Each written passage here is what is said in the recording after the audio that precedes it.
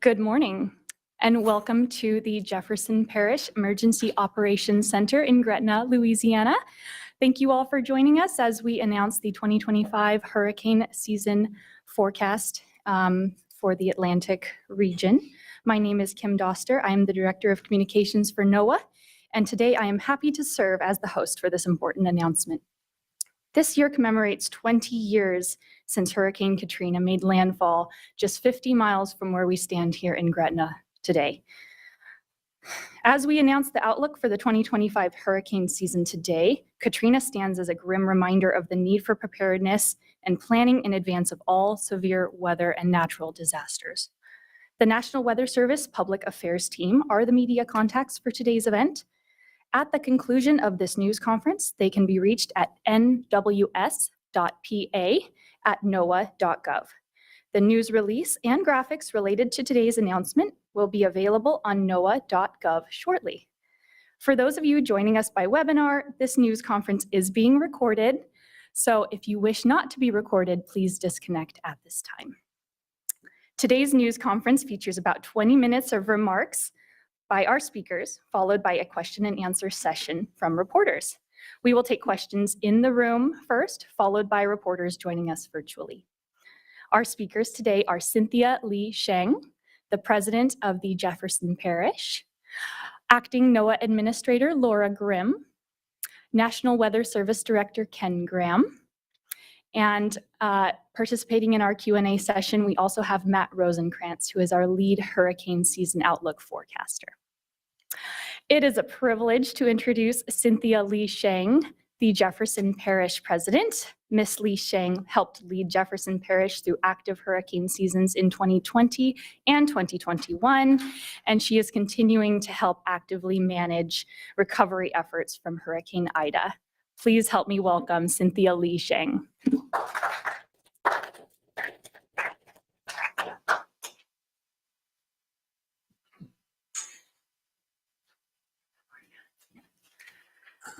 Good morning, and thank you for being here.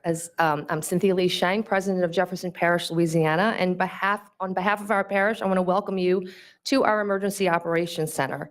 We're excited to host our partners at the National Oceanic and Atmospheric Administration and the National Weather Service.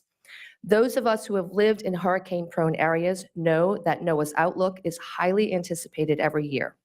This forecast is the framework that provides us with a first look at what we can expect, and in a way signals the start of storm season. Here in Jefferson Parish, Louisiana, we are prepared, but while government plays a vital role, it is every citizen's responsibility to be prepared for a disaster. Preparing for a hurricane is a whole community effort, and residents and business owners are urged to do their part now by having a plan in place. The best way to thrive during a disaster is by making critical decisions beforehand. A community that is more informed and prepared will have a greater opportunity to rebound quickly from weather and climate-related events. I'd like to thank our emergency management team and all of our Jefferson Parish employees who work collectively year-round to prepare for, respond to, and recover from hurricanes. We opened this state-of-the-art Emergency Operations Center in 2011. A concrete reminder of the unified response that emerged in the aftermath of Hurricane Katrina's devastation almost 20 years ago. When Katrina barreled into the Gulf Coast in August 2005, it resulted in more than 1,800 deaths and $125 billion in damages. It also forever altered the course of state and federal disaster policy and triggered significant changes in emergency preparedness at all levels. As we mark the 20th anniversary of Hurricane Katrina and prepare for this year's hurricane season, it's important to acknowledge that our region is much better off today than we were then. In the aftermath of Hurricane Katrina, the federal government invested over $14 billion in one of the largest public works projects in history. Levees, flood walls, pumping stations, and canal closing structures were built to reduce the risk of flooding and storm surge. The state of Louisiana invested in major coastal projects for hurricane risk reduction. And our local citizens paid for major drainage upgrades, pumping stations, safe houses throughout our entire parish. In 2021, Hurricane Ida put our system to the test, and our system withstood the challenge. Due to mitigation efforts, our region did not experience the widespread flooding seen after Hurricane Katrina. It's estimated that $13 is saved for every $1 spent on mitigation efforts. Hurricane Katrina also changed the face of disaster recovery. Key agencies have learned to work together to provide assistance, coordinate efforts, and ensure efficient response. In the years since Hurricane Katrina, we have strengthened our building codes, ratified several dozen pre-placed emergency contracts that get activated during a disaster, and continuously engage in emergency response training and tabletop exercises with our staff. For instance, just this week, we held our annual public-assisted evacuation exercise to test how we would evacuate our most vulnerable residents ahead of a hurricane, with personnel from 19 different local and state departments who will all have a role in helping our most vulnerable citizens get out of harm's way. We have learned now that when disaster strikes, everyone has a role in building back our community. And we know local and state governments like ours are doing the same things all around the country to lessen the impacts of the increasing hazards we face: rapid intensification of storms, stronger winds, more flooding. And every storm teaches us a different lesson. I want to thank our many partners at the local, state, and national level for working alongside us to stay prepared. Together, we will remain a thriving, resilient community even after disaster strikes. At this time, I'd like to turn it over to Acting NOAA Administrator Laura Grimm. Thank you very much.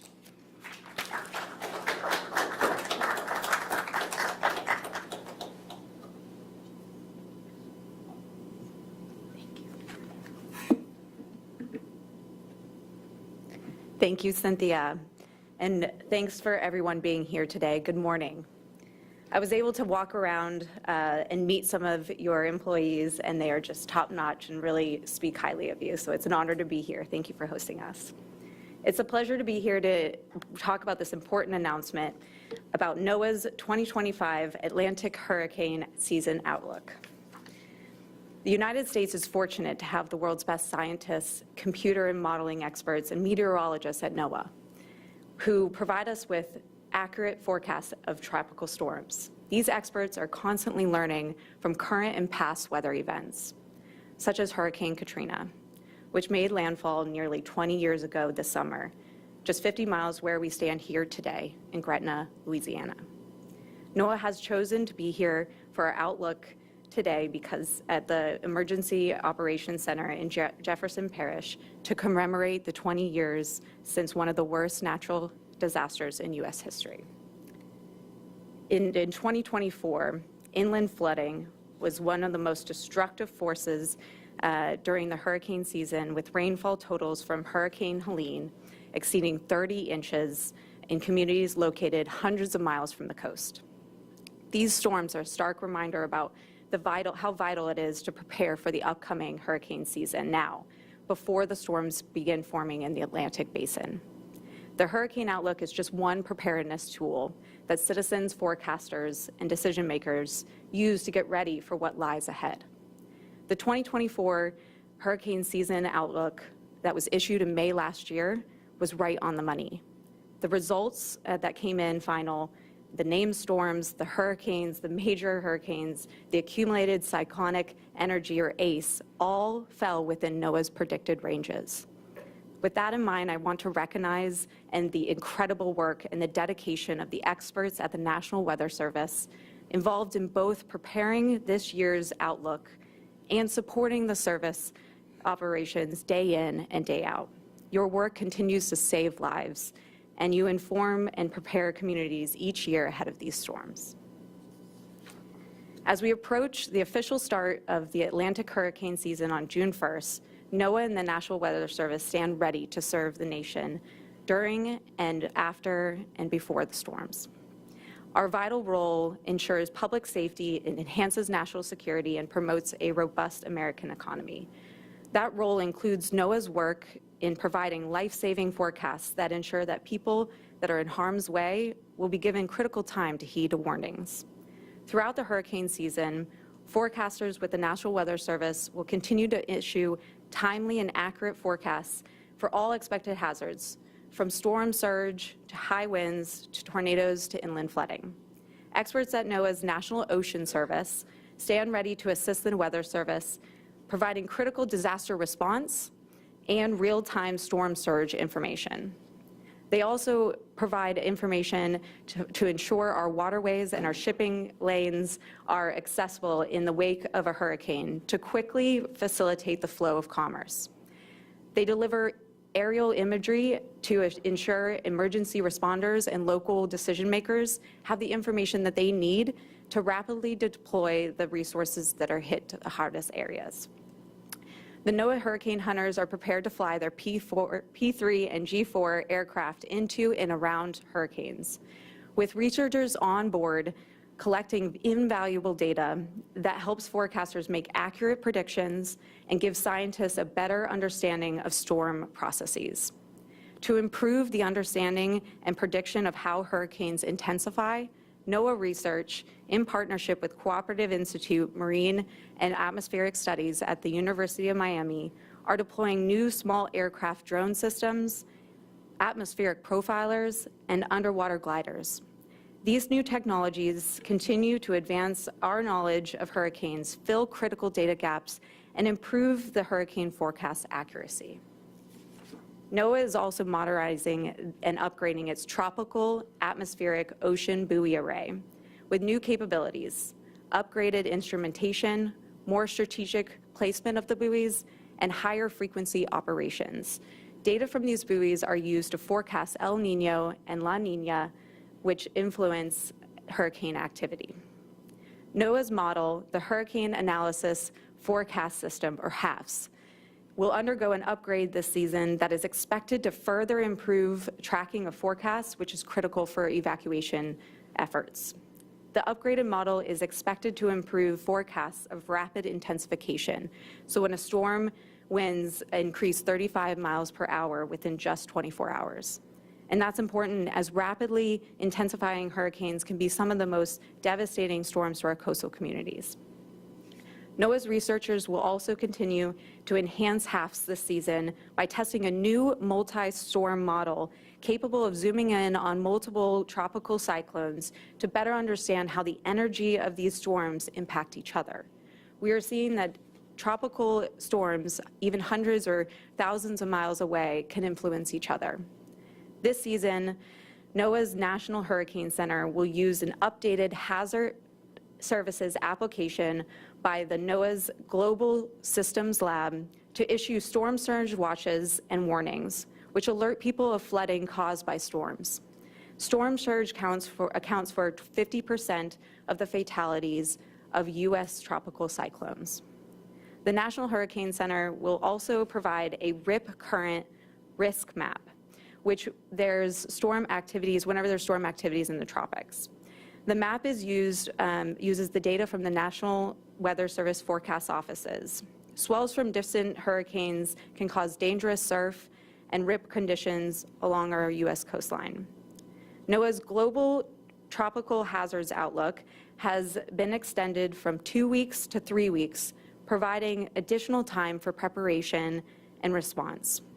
NOAA's National Environmental Satellite Data and Information Services, in collaboration with NOAA's Office of Marine and Aviation Operations and NOAA Research, are deploying a new experimental radar system on the P3 Hurricane Hunter aircraft. The system will collect information on the ocean waves and the winds beneath the plane. These improvements and collaborative efforts demonstrate that now more than ever, NOAA is prepared for what the hurricane season may bring. Before I close, I want to take a moment to remind you, prepare now and stay ready throughout the season. Please visit www.hurricanes.gov/prepare to understand your own risk with hurricanes and begin the preseason preparations now.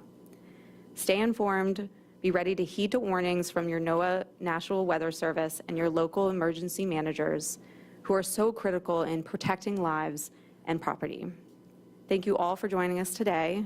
And now I'd like to bring up someone I admire greatly, the National Weather Service Director, Ken Graham, to the podium. And as many of you already know, Ken was the former director of National Hurricane Center before he became the director of the National Weather Service.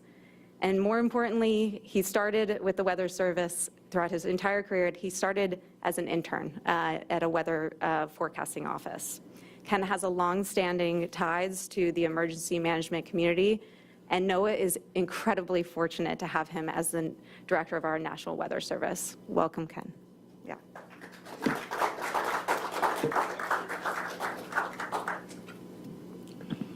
All right, thank you, Laura. That was an incredible introduction. I appreciate that. Thanks for those remarks. Those are great remarks from Laura, our acting at NOAA, and appreciate it. And I just wanted to thank Laura also separately just for your support, because I can tell you supporting us at the Weather Service is important to communities and saving lives, and Laura's been on our side and really helping us out, so it's just really appreciated. And Matt Rosencrantz right there, I just want to be clear, I always do this. He's the brains behind all this. The guy right here. So the whole forecast, everything, he's the one that does it. And every time I call him out, he says it's a whole team. So to you and your whole team, thank you just so much for all this. We have a couple other people that, Mike Steele is in the room right there. He's from the Governor's Office of Homeland Security. So Mike, thank you for being here. And Mike Buchanan, the meteorologist in charge at the National Weather Service here. So just happy to have you here, Mike. So for Madam President, thanks for those remarks as well. That was wonderful. And Joe, Director Valiente, look, we go way back. We've had a few storms together over the years, so just appreciate all your service to the parish and beyond. Jefferson Parish is a model for all, I would think so. Jefferson Parish really is a model for the state and the country, so just appreciate all that. So look, it's great to be home. It's great to be home here in Louisiana. We landed. I just felt it. I just felt it right away. And I wanted to, you look at the 20th anniversary of Katrina. On Sunday, August 28th, 2005, at 10:11 a.m., the National Weather Service Weather Forecast Office in New Orleans issued the following statement. Just take it in.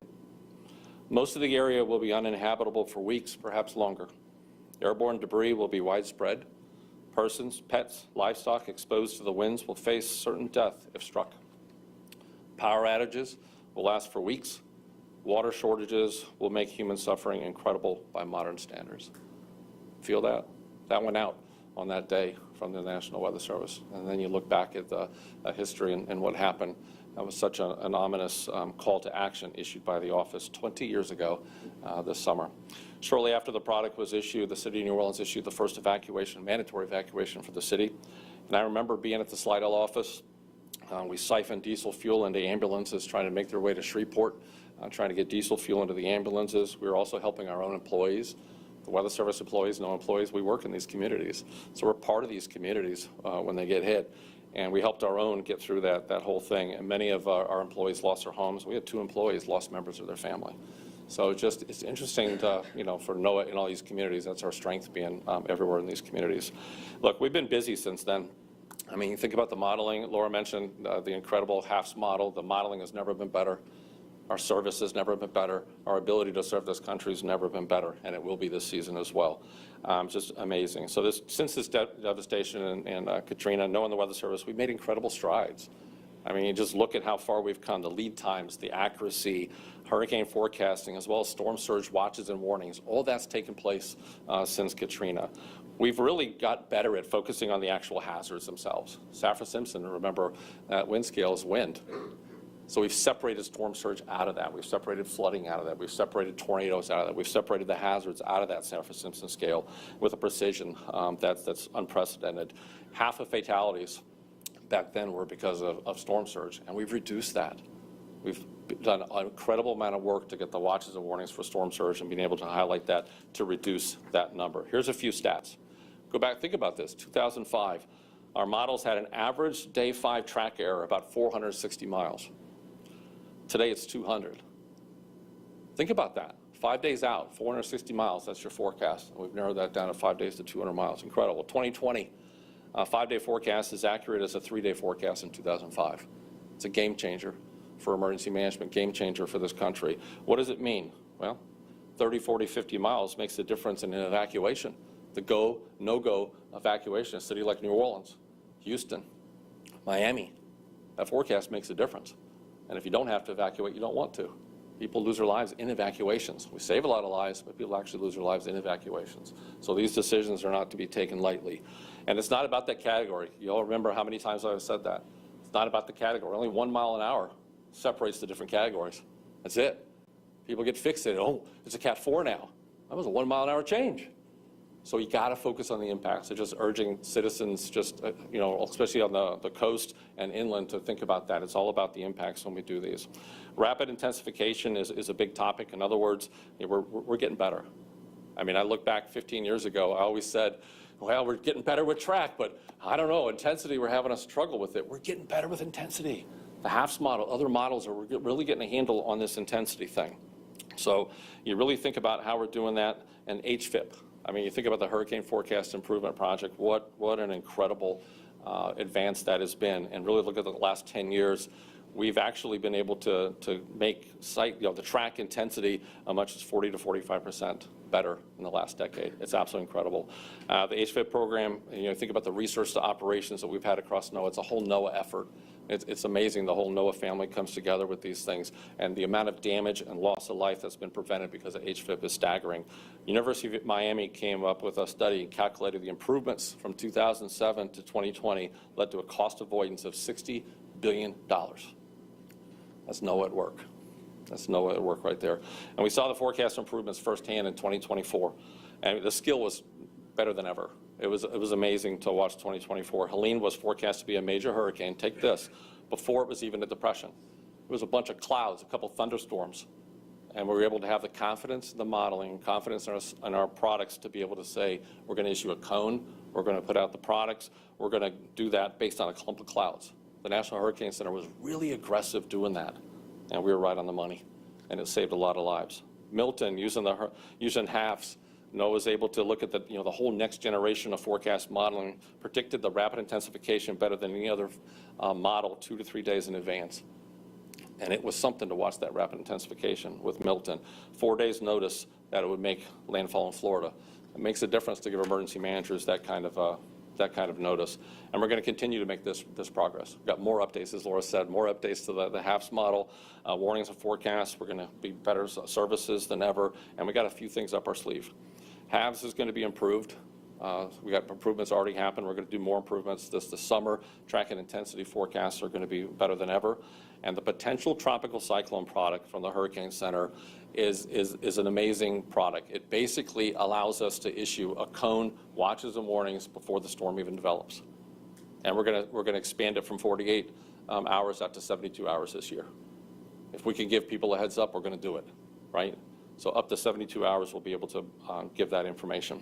Based on a clump of clouds, can rapidly develop into a Cat 5 storm, as we saw with Milton, in only a mere 2 or 3 days. We've seen that with Michael, we've seen that with Camille, we've seen that in many different storms. We can now give emergency managers, can you imagine, Joe, 72 hours notice on something that's not even there. Yeah, not bad, you'll take it. Joe will take it before arrival. The strongest hurricanes are the ones that develop the fastest. Ready for this stat? I may repeat it more than once. Every Category 5 storm that's ever hit this country was a tropical storm or less 3 days prior. Take it in. If you don't get goosebumps, then I'll repeat it and give you goosebumps. Every Cat 5 that hit this country was a tropical storm or less 3 days prior. The big ones that hit this country are fast. That's why the preparedness we're talking about today, you got to have the plan early, because the big ones are really quick, okay? So having that potential tropical cyclone gives us that extra time. We're also updating the forecast cone.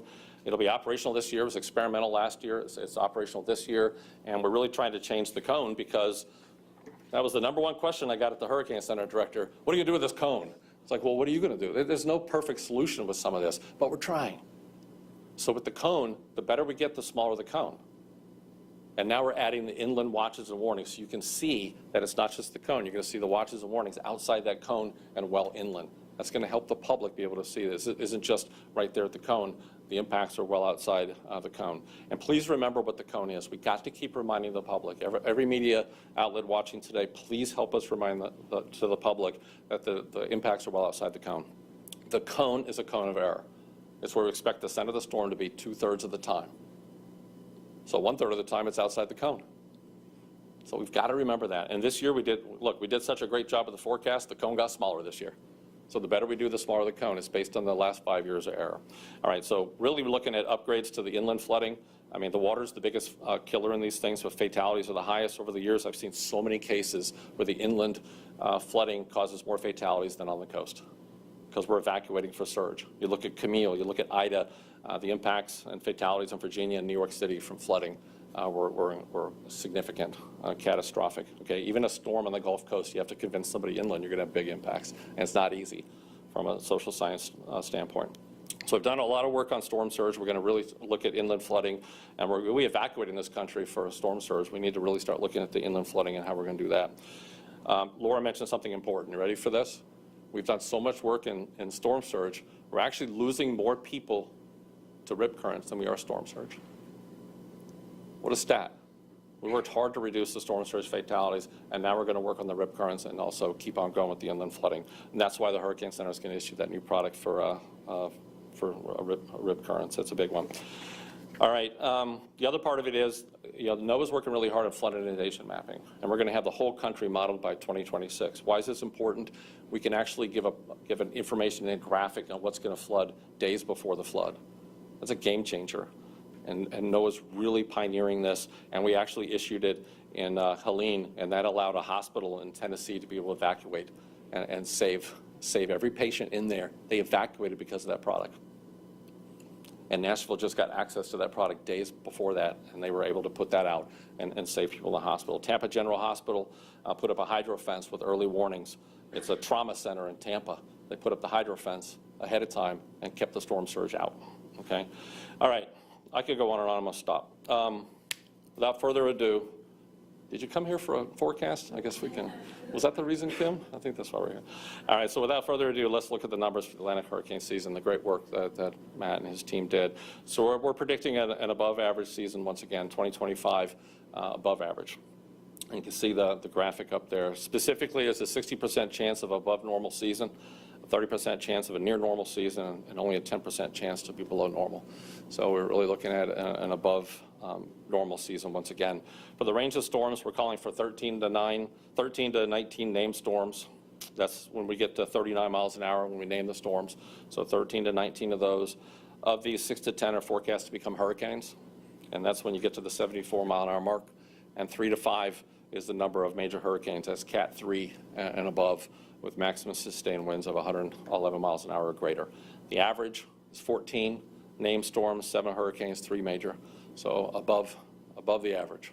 So just appreciate all the hard work, and here we go. Remember what Laura said.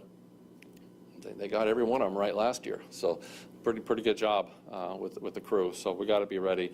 The ACE, the accumulated cyclone energy, 95 to 180% of what we would normally see, and that really heavily dependent on some of the stronger storms. You get a bunch of strong storms, it'll jump that ACE index really high. Why?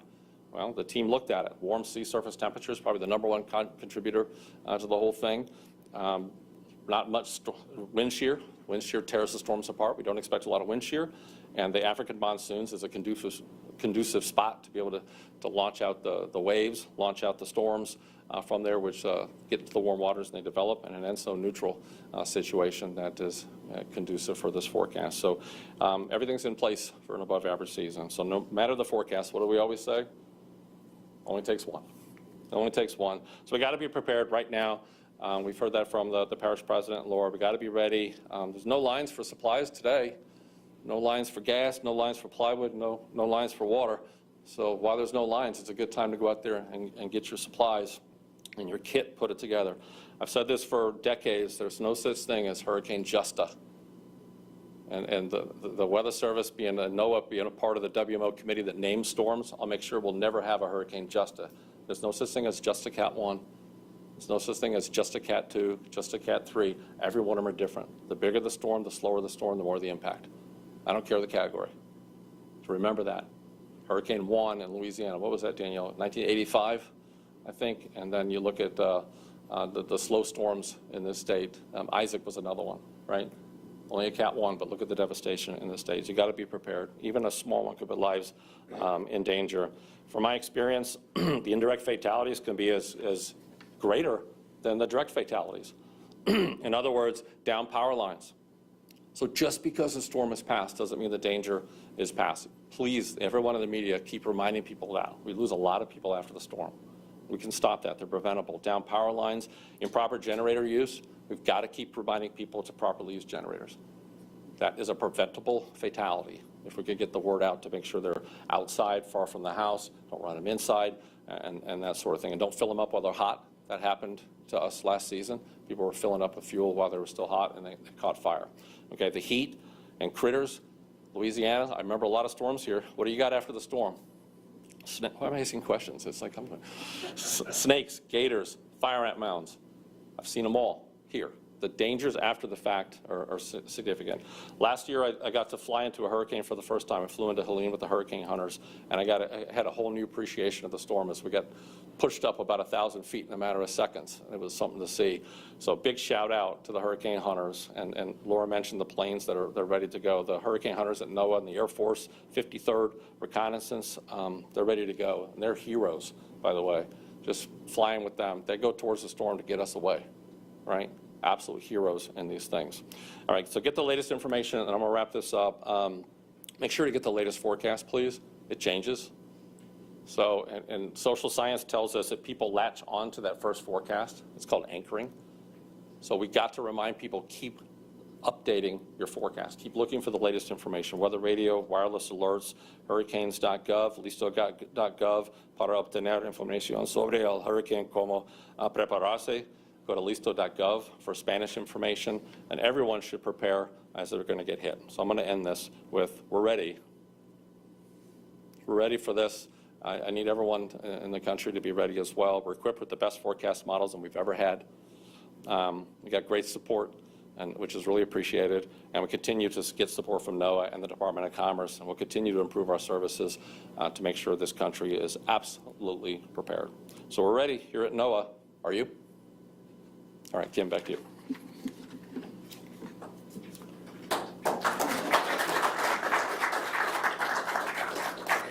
Thank you, Ken, for that outlook. We will move on to our Q&A portion of the event. In the remaining time that we have, we will take reporter questions, first from our in-room reporters, and then followed by our virtual attendees if time allows. So with that, please raise your hand if you have a question, and our comms team will run over the microphone to you, and we'll bring up our participants for Q&A right now, so we're prepared to answer your questions.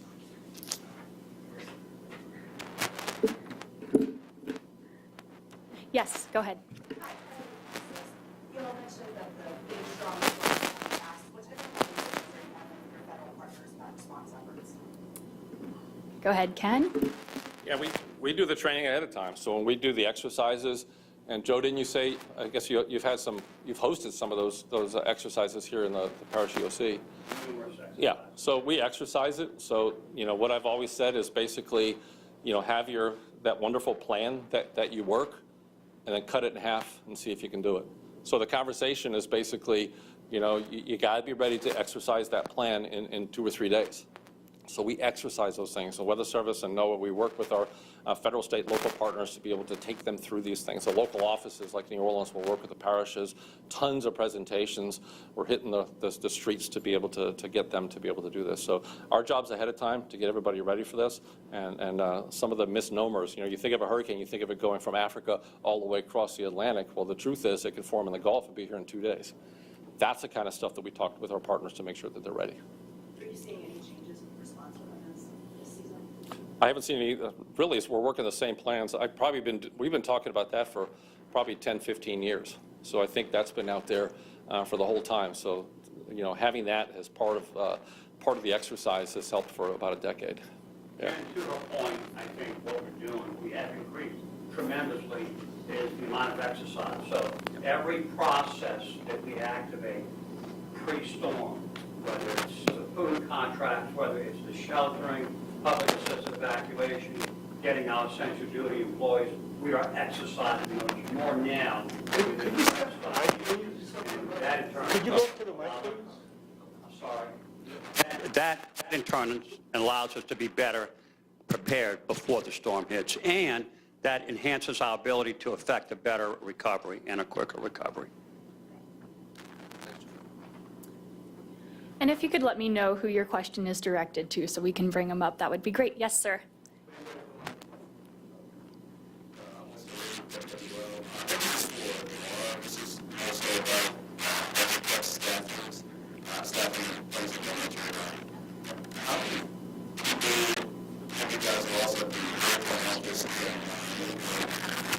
Or other offices, those that are understaffed?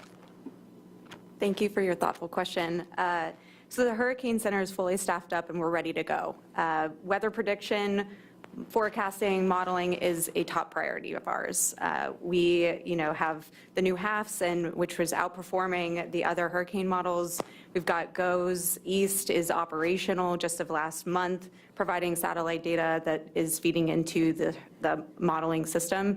So we are ready to go, really excited, and definitely fully supportive of it. Thank you. Just a quick follow-up. So you're saying that you haven't had any major cuts over at the Miami office? I'm going to direct any, very specific questions to our public affairs team, just to make sure that the focus of this is on the hurricane outlook. Thank you so much. Yes, in the bright blue shirt here. The deputy partners. Yeah, what's the next step in this? What are the next steps addressing that issue? Yeah, I think, as you know, talking over the years and, contemplating some of the social science part of it, we've got to convince people of that danger, right? When you live, 500 miles inland, and you really don't think that you could be impacted like that, right? So it's hard for people to understand what has never happened before. That is a very difficult thing to communicate. I've seen meteorologists struggle with what's never happened before, right? So we've got to be able to visualize that. So that's why we're working so hard on the flood inundation mapping. We've got to be able to think about how to visualize it and have new tools to be able to say, hey, and they're not easy to get to them, right? How do you get that graphic to them? It's hard. But if we could really arm media, arm emergency management, states and local with some sort of visualization that actually sees this is how high the water is going to look, that makes a difference. Because if you tell somebody it's going to be 30 inches of rain, well, fine, what does that do? I don't, right? I'm going to think, well, I don't really know what 30 inches of rain is going to do to me, type of thing. That's what we got to figure out how to communicate. What that's going to do is going to do this to that river, it's going to do this to that stream. This is what it's going to do to your house. So I'm excited to be able to have that flood inundation mapping across the country. I think that'll happen, if you could get that out, Steve, 2-3 days ahead of time, we might be able to evacuate better in some of those areas. That's what we got to do. We got to be able to visualize it to convince people they're in danger. Yeah. Yes, Navy blue jacket. Hey, Laura, this is Judson Jones from the New York Times.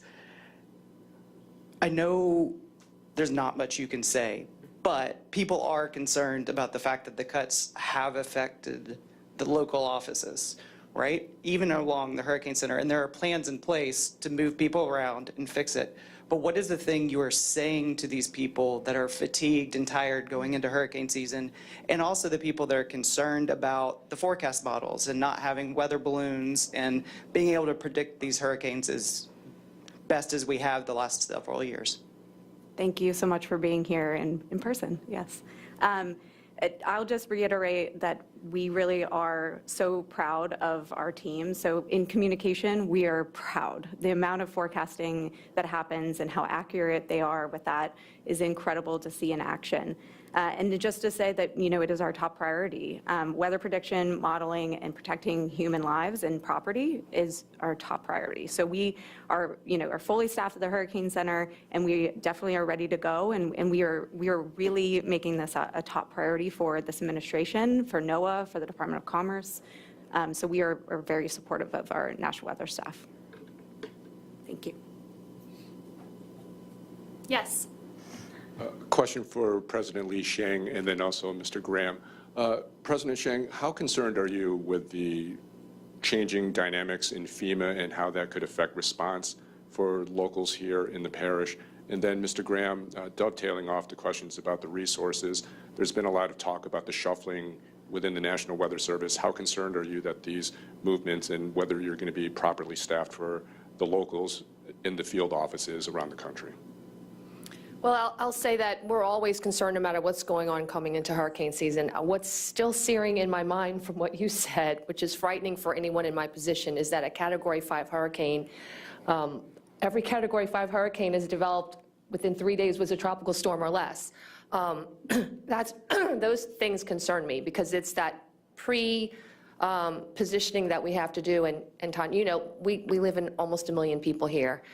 How do you evacuate an area like this in 3 days or less? But look, I'll say this. I am very happy that disaster recovery, emergency management is now on the front page and is making the news, because those of us who work this field know that at every level we can do better. And so I'm not afraid of a conversation. I think that all the changes that we're looking at is all geared toward making a quicker response, more efficient with the resources that we have, more efficient recovery, hopefully more money towards mitigation. So those conversations are happening. And from somebody like in my position, I'm glad that it's being covered in the national news. It's being talked about within the general public, because before we couldn't really get that conversation up in front. So that's, you know, I'm concerned about hurricanes separately from operational, but honestly, I'm glad that there's debate, healthy debate going on about what FEMA should look like, where our resources should go, the role for the state, the role for local governments, and conversations are good to have. And we will look at the recommendations. I'm a member of NACO, National Association of Counties, National Task Force. We were trying to get this conversation to the front burner last November, and it's here now. And so I'm glad it's happening. So, yes. No, I think what's critical, and I think look, I think everybody's heart is in the right place to just make sure the response is quicker. And we know, I'm not trying to criticize anyone at every level of government. I'm part of government. We know government can be slow. And from a local government perspective, we know recovery is extremely slow, heartbreakingly slow. And they will acknowledge that too, because it's a bureaucracy. It's well-intentioned people trying to do the best in a very large bureaucracy. I worked in the federal government too. I can tell you, you know, we're hardworking, but you're in a much larger system. So, you know, knocking it down, getting more response to the states, you know, in theory is a good thing to be talking about. We want to make sure the resources are there, though. And if the responsibility is going to come to the state, I think the state and those of us in the state just want to make sure the resources are there, the skill, the experience is there for the response to be adequate. Okay, the second part of that is, you know, as Laura said, you know, the Hurricane Center is fully staffed.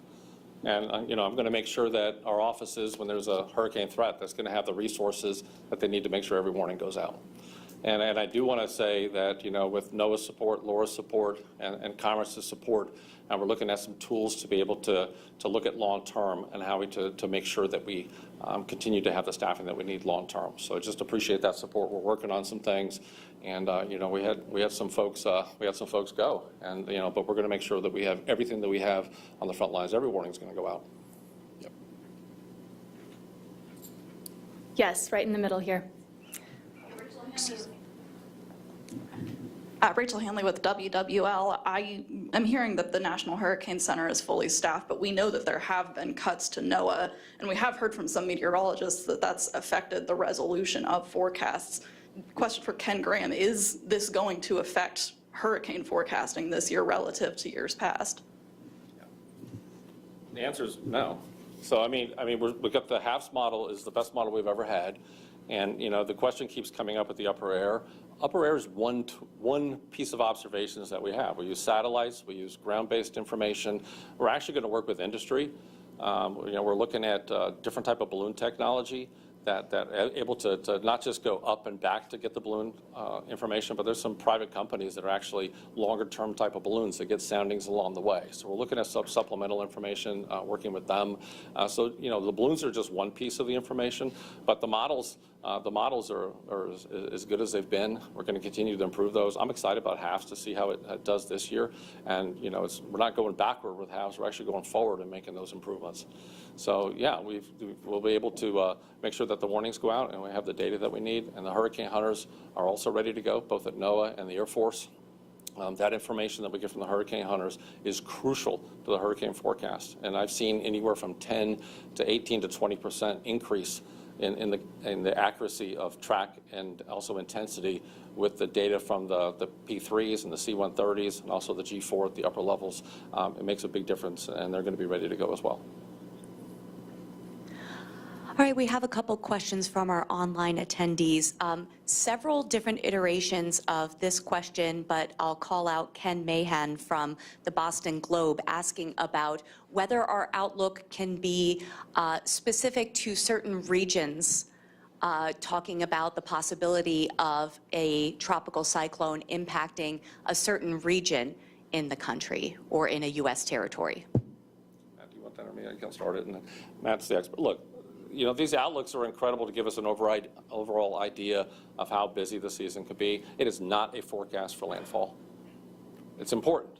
That forecast does not forecast where storms are going to occur, right? I've seen, you can see sudden shifts or different shifts in the Bermuda High, and all of a sudden all the storms stay offshore, or a shift there can take all the storms in the Gulf. So it's those type of things that could change the entire season, basically, on impact, right? So that's the biggest thing to get away from this. It's really looking at the overall season, but not really anything for landfall. That's important on that one. I get it right? Good. All right, another question online, a few different iterations of this as well, but Seth Bornstein from the Associated Press would like to know, you mentioned that the primary driver of this particular outlook is the above average temperatures in the Atlantic. How much of a factor is climate change in that ocean temperature right now? Seem to be. Look, you got, you know, when you have a planet that's warmer, you look at the ocean temperatures could be impacted by that. So yeah, and really the warmer ocean temperatures is really consistent with us being in a more active season, more active period of time, more active era associated with the hurricane activity. So we're seeing that. And when it comes to, you know, some of the factors that we see associated with hurricane season, we're not really seeing any changes in the numbers or even the strength when it comes to, you know, a warming of the planet. But we are seeing rainfall. We're seeing heavier rainfall rates. And, you know, you go to these communities, you're seeing some of the rainfall, warmer planet, the atmosphere holds more moisture. So you are seeing a situation where some of the rainfall rates are higher, and that's, once again, I stressed water huge in my comments. And we need help to be able to really reach out to the communities to let them know the dangers of water. Inland, coastal, the rainfall is heavy year-round. We're seeing some of these floods, and we're hearing from more and more communities. It's like, wow, I've lived here my whole life. I've never seen some of these rainfall rates like that. So we are seeing, that's the biggest evidence that we see associated with the tropical season. It's just really looking at that heavy rainfall, and we got to be really prepared for that. And you got more people on the coast. A lot more people have moved to the coast. You got the social economic factors associated with moving to the coast, and there's a lot more people in harm's way as well. So there's a lot of different factors that that go into that whole thing. So that's it, Eric. Another question from Rebecca Hersher of NPR. She says, I appreciate that Ken shared generator safety tips. Can you share any other specific preparation recommendations for people living in hurricane-prone areas? You know, getting ready for hurricane season, you know, it's easy to say just have a kit, right? Not everybody has the ability to get a kit. So I think the number one thing to do before hurricane season is know your threat. Are you living along on a river or a bayou, since I'm here, right? Does it flood? The rivers and bayous, they flow backward. The water pushes up from storm surge. There's places that you don't normally expect to flood. This water flows backward into these channels and floods people that may not have flooded before. So know your threat. If you're along a river, along a bayou, you know to prepare for that flooding. The other one's look around your house. Look at the trees. We lose a lot of people to falling trees, right? So look around. You know, what can you do to mitigate some of those dangers? And Danielle and I've done surveys in the local area where it looks like the biggest tree in the world just got hit by a tornado. You look at it, there's 1 billion termites in the dang thing. It was ready to fall anyway, right? So these type of things, really look at your threat. Are you on the coast, right? Know your evacuation plan if you're on the coast. The biggest thing also as well is check your insurance. There's deadlines associated when you could get flood insurance. There's deadlines associated with when you could get some of the insurance. So check your insurance plan, make sure you're covered, right? There's different types of insurance depending on where you live along the coast or inland. The number one thing, depend on your emergency manager. Let me tell you, these emergency managers are some of the most amazing, dedicated people across this whole country to keep people safe. Listen to them. I've seen it a million times. The information that the emergency managers are getting and the parish president making the call on evacuations comes from us. It's our forecast. We actually provide impact-based decision support. You know, we're eye to eye with them.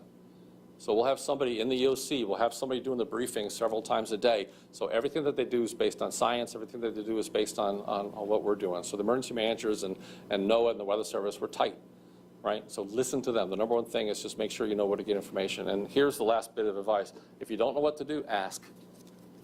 You got the local Weather Service forecast office, you have resources, Red Cross, you got the parishes and counties across this country. If you don't know what to do, ask. It's such a simple thing, right? But a lot of people won't. And then during the danger, they won't know what to do. Please ask ahead of time. Okay, we are starting to run short on time, so this will be our last question for today. Scott Dance of the Washington Post has a question for Matt Rosenkrantz. How are you factoring in ENSO status into this forecast? Yeah, so the ENSO status, we have a 54% chance of being in an ENSO neutral this year, and that's really going to not tramp down on the signals in the Atlantic where those warm sea surface temperatures are. We do know that during neutral events, you had about 2.5 to 3 more named storms than you would during El Nino events. So we're allowing for that. That's why the forecast is for that above normal season, because that ENSO neutral will not get in the way of the favorable conditions that are in the Atlantic as well.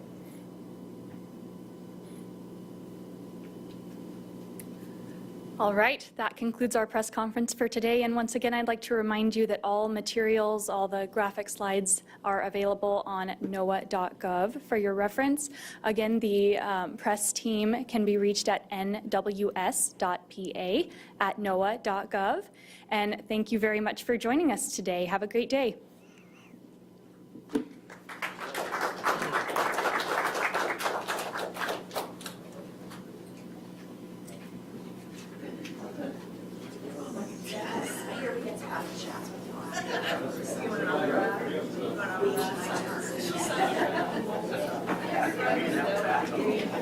Yes.